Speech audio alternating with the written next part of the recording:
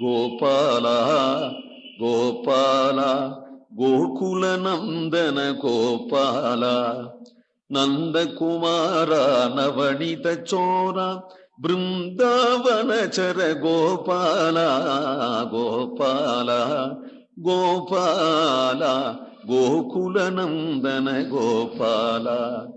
என் வில்வலி கண்டு போவென்றெதிர்வந்தான் தன் வில்லினோடும் தவத்தை எதிர் வாங்கி முன்வில் வலித்து முதுபெண்ணுயிருண்டான் தன் வில்லின் வன்மஜை பாடிப்பற தாசரதி தன்மஜை பாடிப்பற.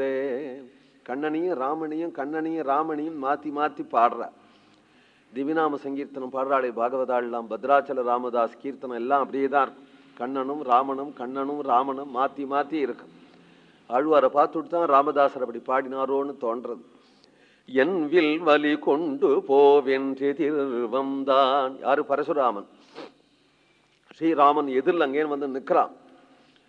பரசுராமன் கேட்கிறான், என் வில் வலி கொண்டு போ, நீ ஏதோ சிவதனுர்பங்கம் பண்ணி விட்டேன்னு சொல்ற, என் கையில ஒரு வில் இருக்கு பத்தியா, இது விஷ்ணு தனுசு, இதனுடைய வலிமையை நீ பார், இதை பார்க்காத உன்னை நான் போக விட மாட்டேன் என்று எதிர் வந்தான். அப்படி வந்த பரசுராமனு தன் வில்லினோடும் தவத்தை எதிர் வந்தான். தன் அப்படின்னு அன்வயம். வில்லினோடும் தவத்தை எதிர் வாங்கி, இந்த தனுச மட்டில நீ வளைச்சுட்டியானால் உன்னுடைய பிரபாவத்தை நான் ஒத்துப்பேன் அப்படின்றதும். உடனே அவன் தனுச தன் கையினால வாங்கினார்.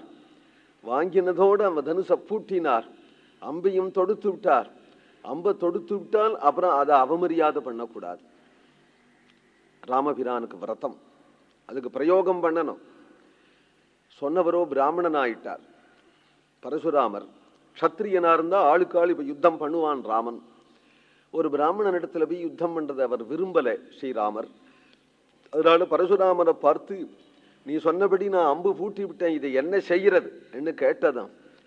இவனுடைய பிரபாவத்தை தெரிஞ்சுனுட்ட பரசுராமர் தான் இதுவரையிலும் எவ்வளவு புண்ணிய லோகங்களே தபசனால சம்பாவிச்சிருக்கிறேனோ அந்த புண்ணியங்கள் எல்லாவற்றையும் ராமபாணத்துக்கு அர்ப்பணம் அப்படின்னு சொன்னதும், சந்தி பண்ணியிருந்த பானத்தை உபசம்ஹாரம் பண்ணிக்கணுட்டார் ஸ்ரீராமர். அதுதான் தவத்தை எதிர்வாங்கி அப்படின்னு வாக்கியம். இங்க வில்லினோடும் விஷ்ணு தனுசியம் இவரிடத்திலேயே கொடுத்து விட்டார். தான் பண்ணின தபசையெல்லாம் ராமனுக்கே அர்ப்பணம் பண்ணி விட்டார். வில்லினோடும் தவத்தை எதிர்வாங்கி,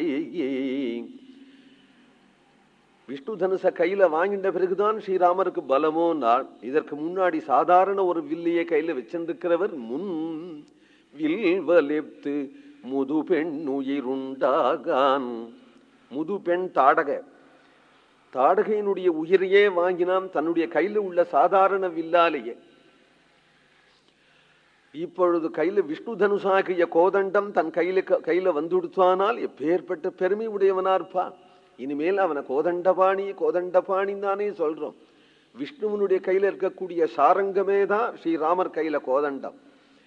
அந்த விஷ்ணு தனுசத்தான் ராமர் கையில வாங்கி கொண்டதுனாலே கோதண்டபாணி என்றுதானே பெருமாளுடைய பெயரை சொல்றோம். வில்லின் வன்மையை, அந்த வில்லின் வன்மையை பாடிப்பற தாசரதி தன்மையை பாடிப்பற.